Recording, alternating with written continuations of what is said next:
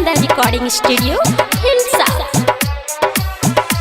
हम मंदिर तेरे आए हैं, जल तुझको चढ़ाने आए हैं।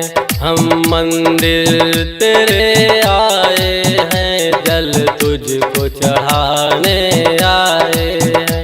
माँ पार्वती तेरी चरणों की, भोले बाबा तेरी चरणों की धूल माथे लगाने आए हैं। ओ भोले बाबा, भोले बाबा, मेरे बाबा, भोले बाबा।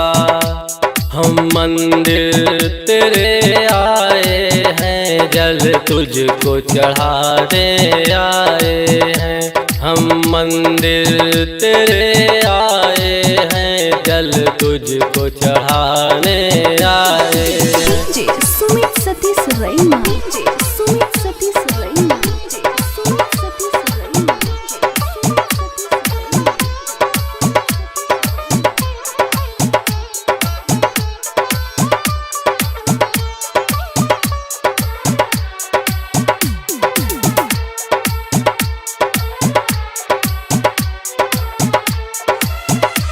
गला तेरी सर्प की माला है, बस हाथ तेरा बाबा दुलारा है।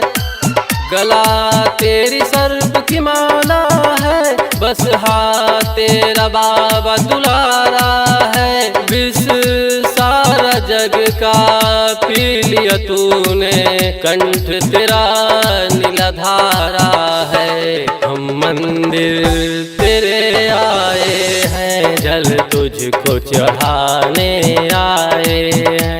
हम मंदिर तेरे आए हैं, जल तुझको चढ़ाने आए हैं। माँ पार्वती तेरी चरणों की, भोले बाबा तेरी चरणों की धूल माथे लगाने आए हैं। ओ भोले बाबा, भोले बाबा, मेरे बाबा, ओ भोले बाबा। डीजे सुमित सतीश रैना, डीजे सुमित सतीश रैना, डीजे सुमित सतीश रैना।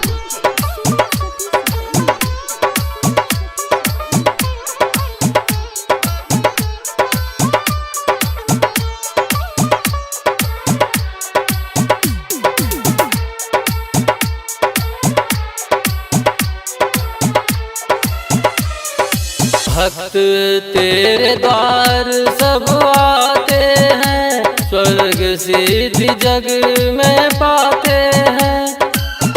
भक्त तेरे द्वार सब आते हैं, स्वर्ग सिद्धि जग में पाते हैं। राइटर अर्जुन के साथ में बाबा महेंद्र मंदिर आए हैं। हम मंदिर तेरे आए हैं, जल तुझको चढ़ाने आए हैं। हम मंदिर तेरे आए हैं, जल तुझको चढ़ाने आए। माँ पार्वती तेरी चरणों की, भोले बाबा तेरी चरणों की धूल माथे लगाने आए हैं। ओ भोले बाबा, भोले बाबा, मेरे बाबा, भोले बाबा। Nalanda recording studio Hilsa.